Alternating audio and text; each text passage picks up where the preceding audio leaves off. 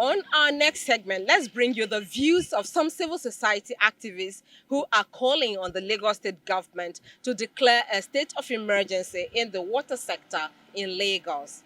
What are their reasons? Take a listen. It's been a long journey and almost a year now. You all remember that we were here just like this, gathered, launching the first report.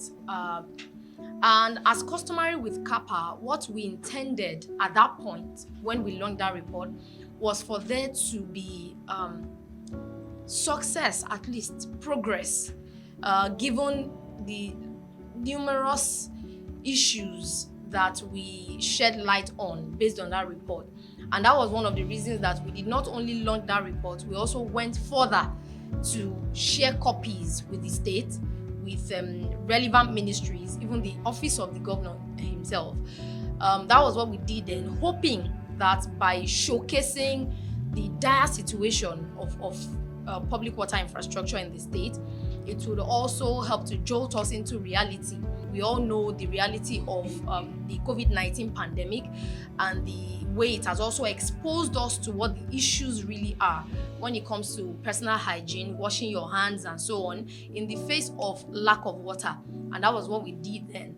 So the reason primarily that we undertook this subsequent activity or action was also to be able to evaluate, just to see, okay, has there been progress since that time and what is the state of things?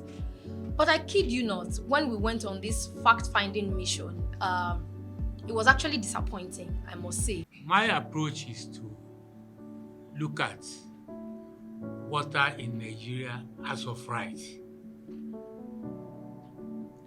Why am I saying that? 60 years of independence is enough time to say that as regards water, we can get our heads up. Lagos CG Water Works was about the first in the country, 1911 or so. The younger states, for them, water is no issue. It has collapsed. Nobody talks. So when we use Lagos and a few states as an example, yes, water is a right. Why is it a right? The consequences of depending on borehole, we have downplayed it. Take the riverine areas or the sea areas. When you dig borehole in every compound, mind you, there are two boreholes there. Water borehole and sewage borehole. In the same compound, what are you doing? You are destroying the earth surface and the depth, which means 50 years time, there will be serious earthquake. 50 years time. The inability of people who have been mandated by the Constitution to operate in a particular way, to meet with the aspirations and to meet up with the welfare of the people, are all political issues. And it is for this purpose that they were elected by the people, to do the work of the people. But the reality is that over time, maybe the people themselves, have been able, through acts of, maybe docility, have tended to give the impression to the people that they are conquerors and emperors rather than servants of the people.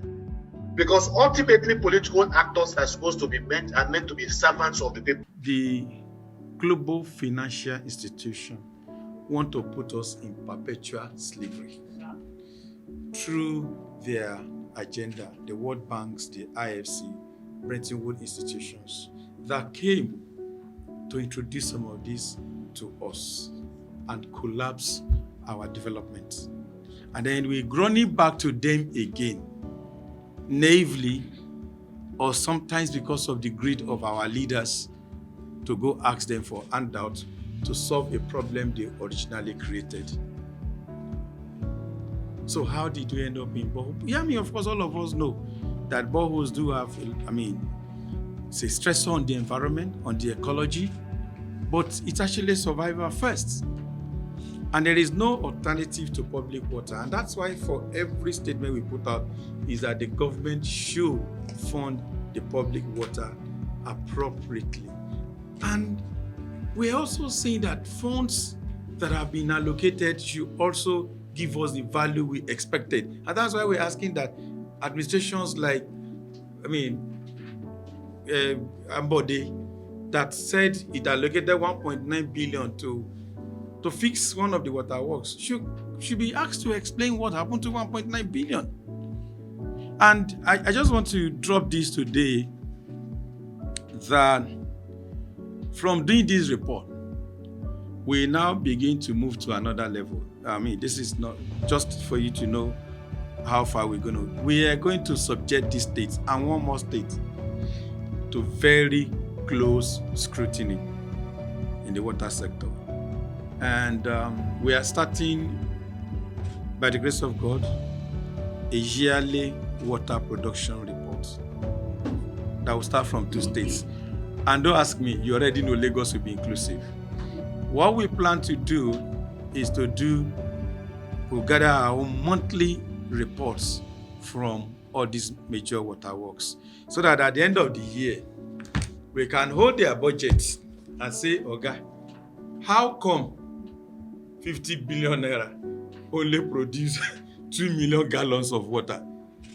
And they need to do this. They just know that we are going to hold them accountable seriously in the water sector.